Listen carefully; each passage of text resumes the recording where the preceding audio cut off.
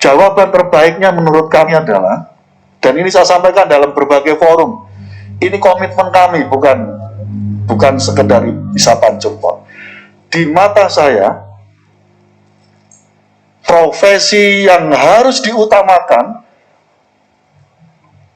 untuk diangkat sebagai PNS, bukan P3K. Satu-satunya profesi yang paling utama dan harus diprioritaskan menjadi PNS sesungguhnya adalah guru.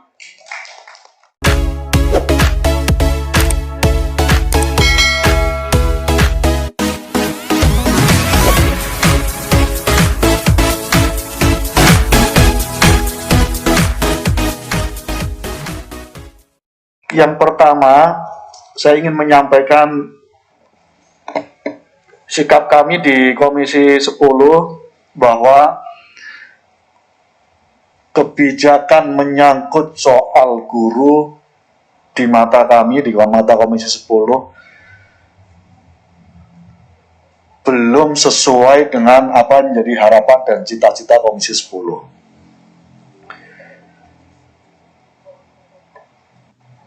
Walaupun dalam beberapa hal ada lompatan-lompatan, tapi lompatan-lompatan itu belum sepenuhnya memberikan jawaban atas berbagai persoalan terkait dengan guru kita yang ada di seluruh Indonesia. Baik guru honorer yang mengajar di sekolah-sekolah swasta maupun guru honorer yang mengajar di sekolah-sekolah negeri, sebagaimana Bapak Ibu yang sudah disampaikan. Kenapa ini terjadi? Karena jawaban utamanya adalah belum ada kebijakan yang komprehensif yang dikeluarkan oleh pemerintah dalam rangka menuntaskan terkait dengan pengangkatan guru ini. Di mata kami misalnya kebijakan P3K adalah kebijakan jangka pendek untuk mengafirmasi secepat-cepatnya bagi para guru-guru yang sudah mengabdi lama, dan kita minta supaya ini bisa diafirmasi melalui kebijakan P3K jangka pendek. Tapi yang terjadi, yang kenapa lalu kita juga, Ibu Agustina memimpin panja, judulnya saja panja pengangkatan guru honorer menjadi ASN. Jadi kira-kira saking semangatnya, jadi nggak ada istilah seleksi di sini. Saking kita ingin mengangkat ini, amanat dari Mas Purnomo ini. Jadi nggak pakai istilah seleksi, mengangkat. Dan tidak hanya P3K yang kami soroti, karena kami menyebutnya pengangkatan guru honorer menjadi ASN. ASN itu ada dua jalur berarti, PNS dan P3K. Ketidakkomprehensifan itu juga dilihat di awal tahun kemarin, tiba-tiba BKN, Kepala Badan Kepegawaian Nasional, mengumumkan bahwa sudah tidak ada lagi jalur PNS bagi para guru. Ini bikin kita stres lagi. Ini yang kita sebut tidak komprehensif. Termasuk akhirnya tahun ini tidak ada formasi guru untuk jalur PNS, diasumsikan karena sudah ada jalur 1 juta untuk P3K. Faktanya P3K juga baru terisi 500. Sementara jalur PNS sudah tidak ada tahun ini. Saya kira ini menjadi poin penting kita.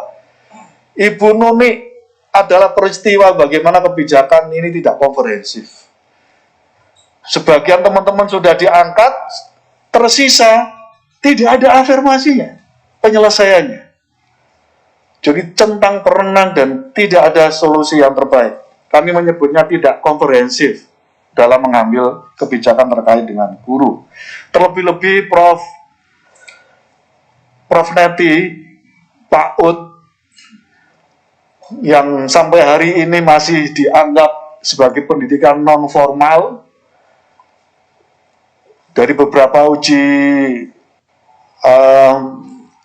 di MK dan seterusnya itu semakin jauh dari cita-cita dan harapan kita menyangkut soal guru-guru PAUD.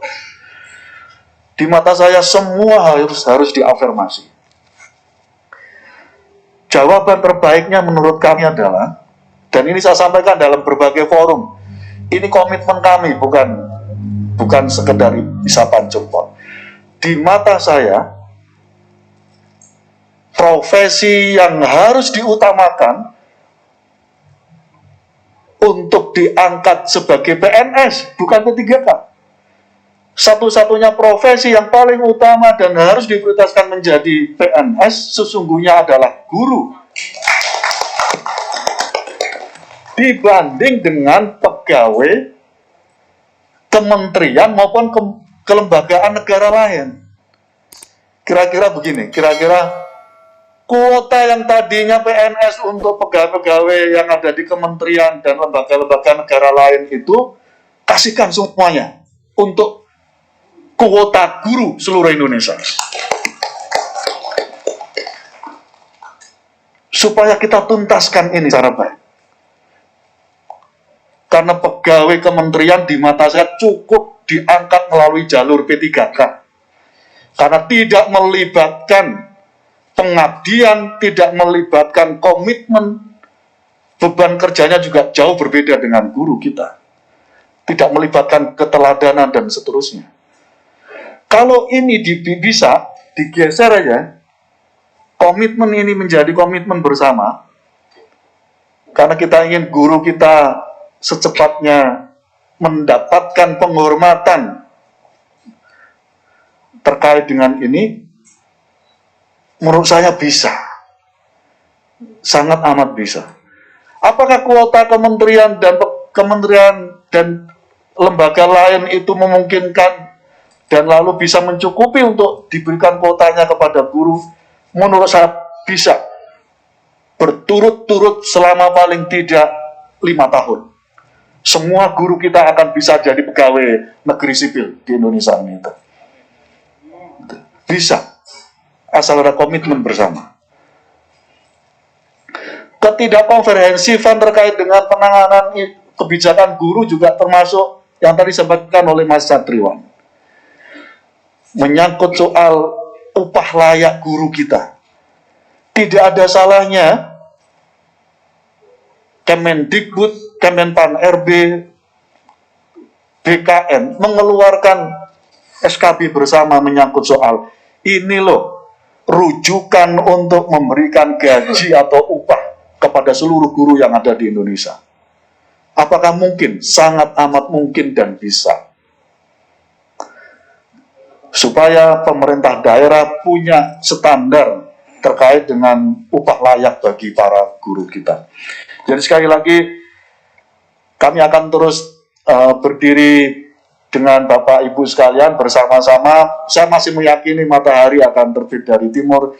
Insya Allah profesi guru kita akan tetap kita bisa perjuangkan, dan di mata kami tetap paling prioritas untuk menjadi pegawai negeri sipil yang ada di Indonesia ini. Terima kasih Tante Agustina, Bapak Ibu sekalian yang saya hormati, terima kasih. Hatur nuhun. Assalamualaikum warahmatullahi wabarakatuh.